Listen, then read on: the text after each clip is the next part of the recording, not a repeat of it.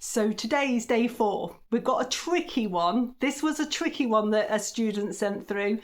It is a double layered sky. So you've got hard and soft edges, really atmospheric. It's going to be a good one for you to watch. A new technique for probably most of you. And I can't wait to see the results. Okay, so this one's a cracking sky and you're going to learn a double layered sky today in the sky challenge. So we've got no drawing. This is one of my students' photographs and it will be in the Facebook group on my Facebook group page, which is linked in the description. So I have got a piece of Saunders Waterford, 5 by 7 inches. It is a cotton paper. Now you cannot really do this double layered sky unless you have a cotton paper. It's a lovely technique, but a cotton paper holds the paint, whereas a wood pulp or cellulose paper, it sits on the surface. So you'll see as we go to do this, the difference that your paper might hold. So I think just watch the video and then make a decision of whether you've got a cotton paper you can use. So I have got here cadmium yellow. These are Cotman colours, so they're all transparent or semi-transparent. Permanent rose. I'm going to use cobalt blue. These are the same sorts of colours I've used all the way through. And I will try to use the same colour, so please keep your colours if you're following the challenge. I'm going to have a little bit of cerulean blue.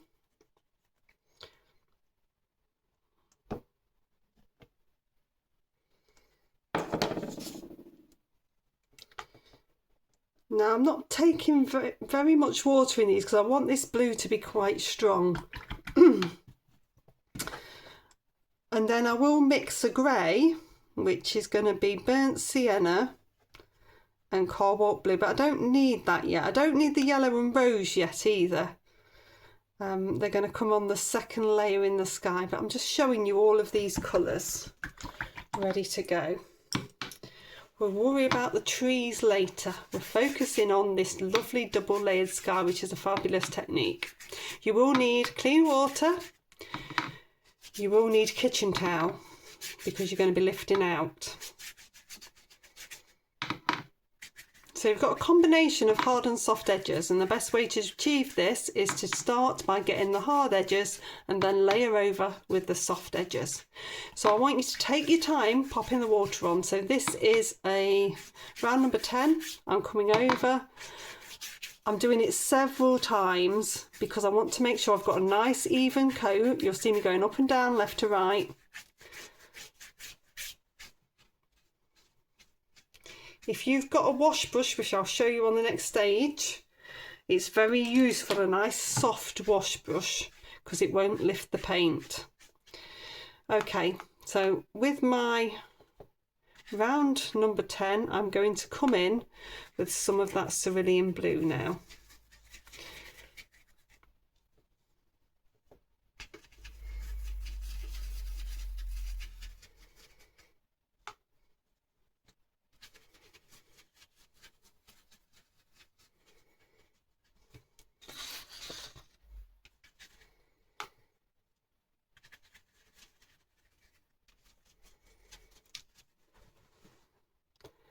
Then I'm going to come in with some of the cobalt blue.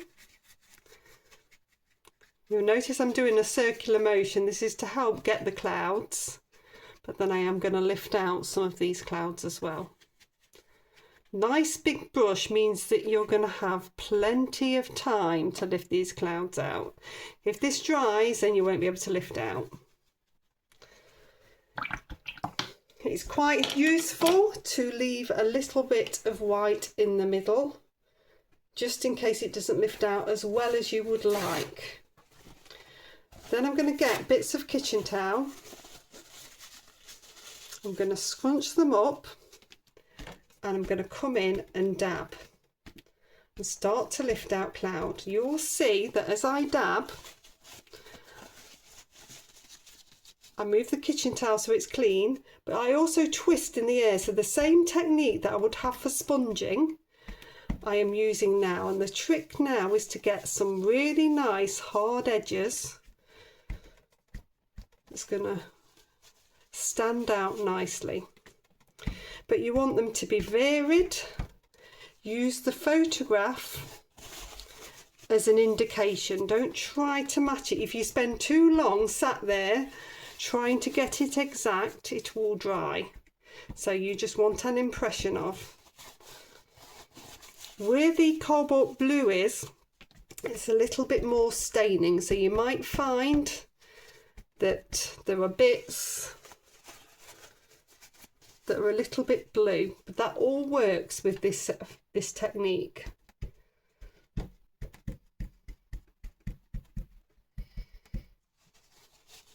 The key is that you want those hard edges there this time, and those lighter bits for where your pink and your yellow is going to go.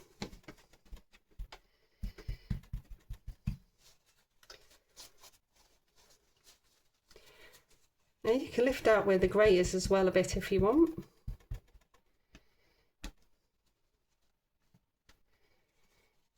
You can use a cotton bud. Let's just drop that one. If you want to get some littler bits out. Depending on how nimble your fingers are, you might be able to roll up a little bit of kitchen towel to get those littler bits out. Or you can just use a cotton bud just to lift those out. It's quite nice because the cotton bud does slightly softer edges.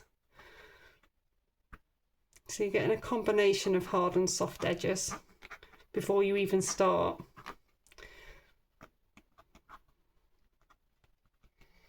With the next layer. Okay, so I'm happy with that, and I'm going to dry it off really, really well, warm to the touch. Okay, so this must now feel warm to the touch. If it's anyway slightly cool or slightly cockled, you'll see that this is nice and smooth. What you will find is it might lift. So the whole point now is we want that paint to be thoroughly dry on that surface. Then we're going to take a wash brush. I'm just checking mine's clean. This is basically a squirrel mop brush, pointed mop, that I use when I'm doing a larger picture. But it's nice and soft. And this just means that when we come over, we aren't going to lift the paint. We're going to go one layer over, top to bottom. Try not to miss a bit or have to go over a section again. If you do miss a bit, you've got to get it. But basically you want a layer of water over the top of there, so you can see that's nice and shiny. Then we're going to take round number 6 and we're going to put some colour back in. So I'm going to start with the cadmium yellow. You don't have to go as far, so you can leave little bits of that white showing. It's a lovely technique because it works to give you those lovely hard and soft edges. So this is soft going in over the top now. Obviously, if that yellow goes over the blue, then it is going to make green. So you've got to keep an eye on it. You've got to not put too much on the brush. You've got to make it so it's not too runny and you can be in control. So you can dab it off on the kitchen towel. You'll see me dab off. And I'm bringing in the peachy tones now.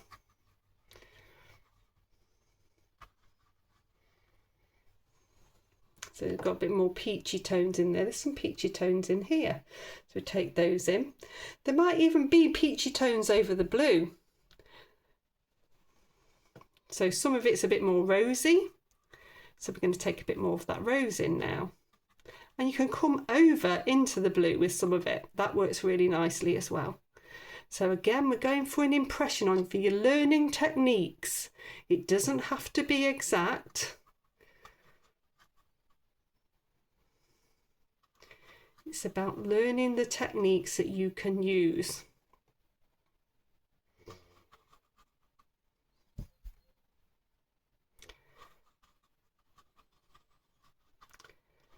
Take a little bit more of that rose further down. And then, so I've got a little bit of rose still on there. I'm going to take it into the grey so that I don't get too dark a grey. So that's going to come in over the top.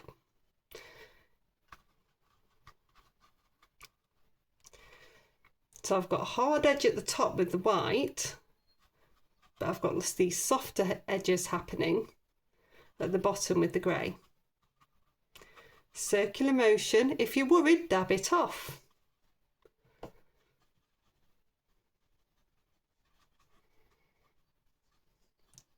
The trick is to not eliminate all of the white. So I'm going to bring some softer through.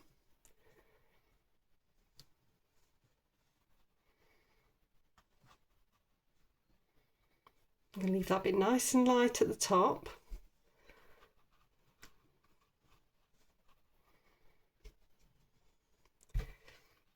It's something that takes practice, this, so don't be downhearted if you don't get it straight away. If I take a little bit more blue now into this mix, so I'm going to make a bit more of a bluey grey. But this is still plenty wet enough for me to come in and bold up a few areas. So I'm going to take a thicker, bluier grey in, just in places.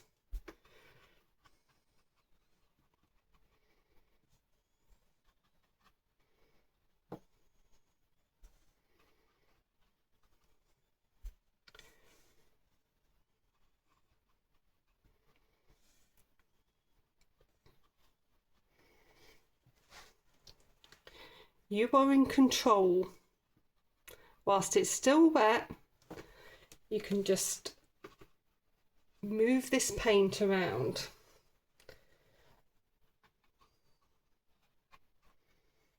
Okay, so now I'm looking at this, thinking it looks really nice, but that yellow is too strong. So what I'm going to do is just take a damp brush, not wet, and just lift out some of that yellow. So I'm just taking it out with a brush. If I take it out with a kitchen towel, I'll get a hard edge again. But if I take it out with a brush, it's keeping it a nice soft edge. So I can just eliminate that brightness. I don't want it to be quite as bright as it was, and take a little bit back out. And then you're going to dry it really carefully, slowly, because often when there's another layer on the surface, it'll move. So you're going to dry it nice and slowly. Okay, so it's nice to dry, it's warm to the touch again.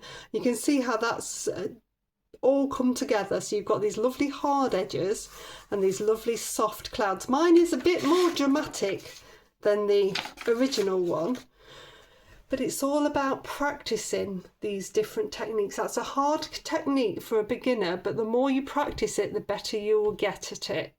So we've got a few trees to put in to finish this off. I have got a soft hog hairbrush. I've got a bit of sap green. I'm going to take some cobalt blue into it. So I'm going to make a darker green. Let's get my tester bit. And then I'm just going to stipple some trees in. So if you twist the brush and dab down, you'll get a really nice effect. So it's showing you some different tree effects as well. I'm arching as I go, twisting that brush, arching each way. A soft hog hair or a hard hog hair, as long as you've not used it for oil painting, is a fantastic way to stipple trees on.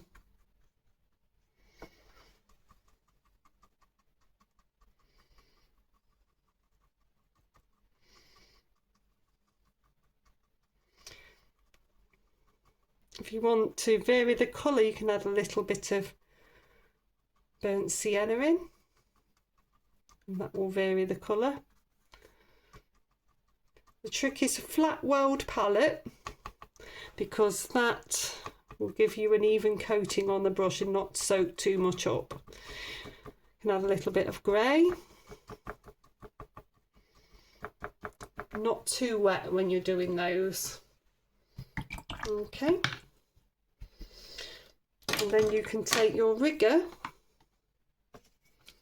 and a bit of grey, or burnt sienna would work, and you can just pop through a few branches if you need them on a couple of the trees. I think it's only that one for me. So I'll dry this off.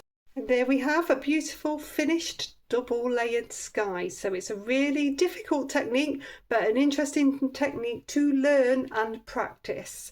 So please do join me on the rest of the challenge. You'll find my Facebook group linked in the description. You can pop any of your photos of your paintings on and I'll give you feedback or comments, and it'd be lovely to see it as a group.